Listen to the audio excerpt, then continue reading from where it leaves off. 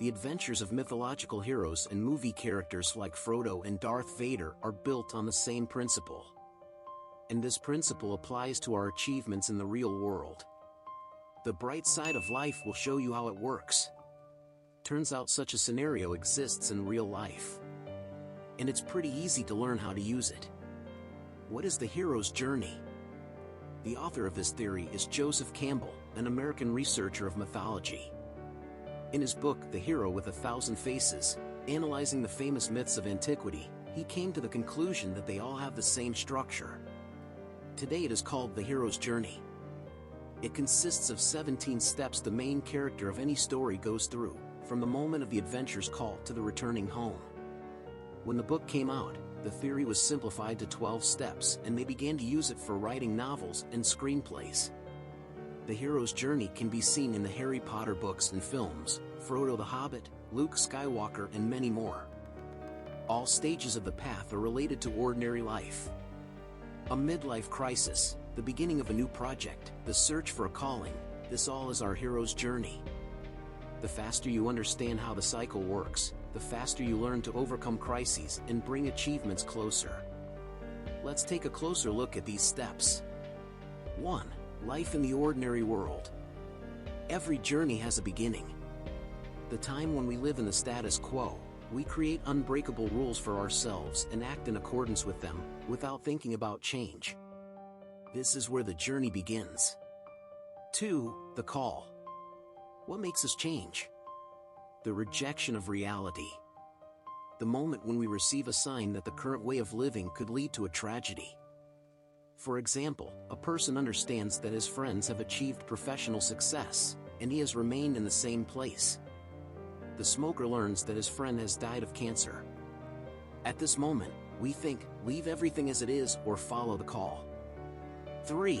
Refusal of the call. Perhaps you expected that the next step would be to accept the need for change. Unfortunately, most people, when they hear the call, refuse it. They refer the signs to temporary difficulties or the influence of others. The call for them is just a moment they need to overcome in order to return to their former life.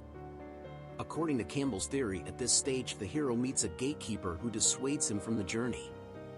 In real life, it can be an inner voice or just people who do not support us. Therefore, a person doubts even more if it is worth following the call, and here comes the 4th stage. 4. Meeting a mentor. As mentioned, we often lack our own will to start the journey. According to Campbell, at this moment a mentor should appear in the fate of the hero. In real life, this role can be played by both, a real person, a friend or relative, or something inanimate, such as an inspiring book or film. The main thing is that without a mentor, we will more likely decide to refuse the call and return to normal life. 5. Crossing the threshold. The hero crosses the threshold of the familiar world and meets with its reverse side with the help of a mentor. He understands that life actually has many shades. In reality, at this stage we take the first step towards big changes. We quit the unloved job, get to know a new person, and so on. Then we understand that the fear of something new is actually not as great as it seemed. 6. Meeting with dragons and allies. When the hero crosses the threshold, he is faced with the first trials. He lacks experience to cope with new tasks, and naturally, he makes mistakes. Here, dragons are waiting for him. They try to stop him: hesitation, fears, lack of knowledge, and others. For example, if we quit, we begin to fear we won't find another job or won't get used to a new profession. At this stage, the hero should look for allies who will help defeat the dragons. Advice from colleagues, acquaintances, experts, we enlist support in order to adequately pass the first trial. 7. The point of death. If the hero manages to overcome all the trials, he gains experience and reaches the point of death, the most difficult test on his path. It can be a difficult task, a serious conversation, or a life-changing decision. At this stage, we see whether the hero will be able to learn a valuable lesson from his journey or leave with the past experience. 8. The gift of strength. If the hero copes with the point of death, he gains new experience that will help him cope with new challenges. The gift of strength can be a new strategy, principle, skill, or habit. Something the hero did not have before. Here he makes the main discovery of his journey. 9. The trial. The hero faces new challenges to make sure the gift of strength works. At this time he's armed. He learns to react differently to previous situations and achieves the success. 10. The road home. After passing the trial, the hero decides to make the new experience a part of everyday life. 11. The mastery. The hero practices using the acquired experience to become a master in it. So the trials that he met on his way were not just events, but lessons that he retains for the rest of his life. 12. The story of strength. The last step is to share the story of your journey. In order to preserve the experience, the hero shares information about it with his tribe, family, friends, people who surrounded and supported him.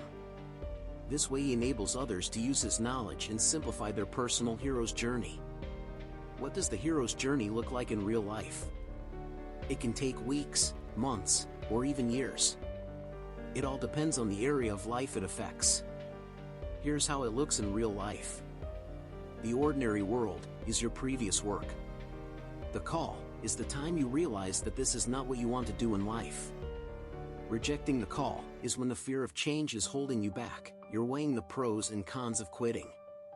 The mentor is a helpful book, or maybe a friend or partner who helps you make the decision to look for a job that you enjoy. Crossing the threshold is when you make the decision to quit and pursue your calling. Meeting with dragons and allies is looking for a new job, the first failures, the need to gain new experience or education. The point of death is when you take steps in a new profession, but make serious mistakes and begin to doubt that you can overcome the setbacks. A gift of strength is advice and support from loved ones that help to survive during this period. You begin to cope with all the difficulties and enjoy the new job. The challenge is when you take on more and more tasks to fully make sure that this is your calling and discover new facets of the profession. The road home is when you understand that this job is what you were looking for. The mastery is when months pass, you gain additional experience in a new area and become a professional. Finally, the story of strength is when you can help young professionals understand if this job is right for them and share your experience with others. How to use the hero's journey.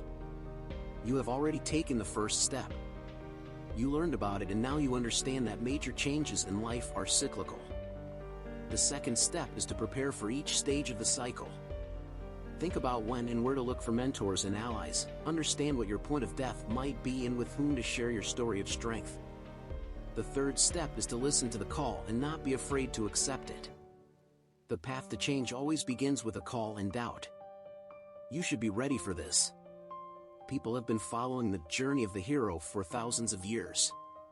Camel only outlined the patterns that underlie this adventure. When you face changes in your life, you walk the same path as the heroes of the Greek myths. But unlike ancient tragedy, in real life you have free will and the ability to decide whether this is the path you really need. Anyway, in order to understand it, you will need to accept the call. Comment below if you found yourself using the scenario and share your story. Like this video, and subscribe so the bright side of life is always with you.